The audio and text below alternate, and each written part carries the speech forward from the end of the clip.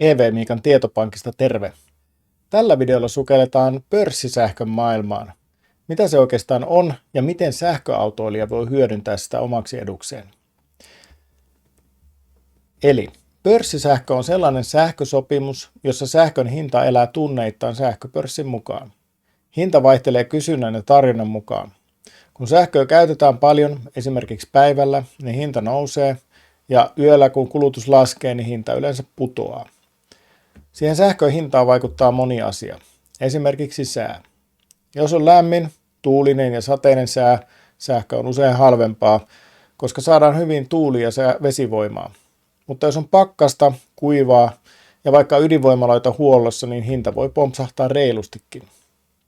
Pari vuotta sitten nähtiin tosi hurjia hintoja. Muistat ehkä talven, kun sähkö maksoi hetken jopa yli euron kilowattitunnilta. Nyt tilanne on onneksi rauhoittunut. Olkiluoto 3 toimii täysillä, tuulivoimaa rakennetaan koko ajan lisää ja sähkön tuotanto on vakaampaa. Pörssisähkön hinnat on nyt keväästä lähtien pysytelleet kohtuullisina.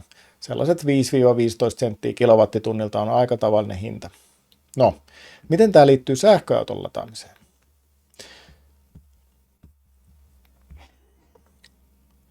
Jos sulla on pörssisähkösopimus ja lataat autoa kotona, voit säästää aika merkittävästi, kunhan lataat oikeaan aikaan. Ja se onnistuu nykyään aika helposti. Esimerkiksi Defa Powerin tai GoEn latausasemat osaa hakea pörssisähkön hintatiedot netistä. Ja ne voi ohjelmoida niin, että auto ladataan silloin, kun hinta on edullisimmillaan. Defa Powerissa sä valitset vaan, mihin mennessä haluat auton olevan ladattu ja montako tuntia latausta tarvitaan. Latausasema hoitaa loput. Se nappaa halvimmat tunnit automaattisesti. GoEssä voit taas asettaa hintarajan, jonka alle lataus tapahtuu. Jos haluat raportoida lataukset esimerkiksi työnantajalle tai verottajalle, niin siihen löytyy kätevä ratkaisu. Nordic Plug Duuni-palvelu. Sen avulla saat pörssisähkön mukaan muodostetun raportin tai vaikka suoraan laskun työnantajalle. Se toimii etenkin, jos sulla on täysi autoetu. Jos et halua hommata erillistä laturia tai sovellusta, myös auton oma appi voi auttaa.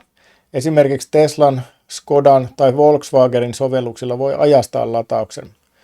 Tai sitten voi käyttää Gridio-sovellusta, joka yhdistyy auton järjestelmään ja hoitaa latauksen automaattisesti silloin, kun sähkö on halvinta.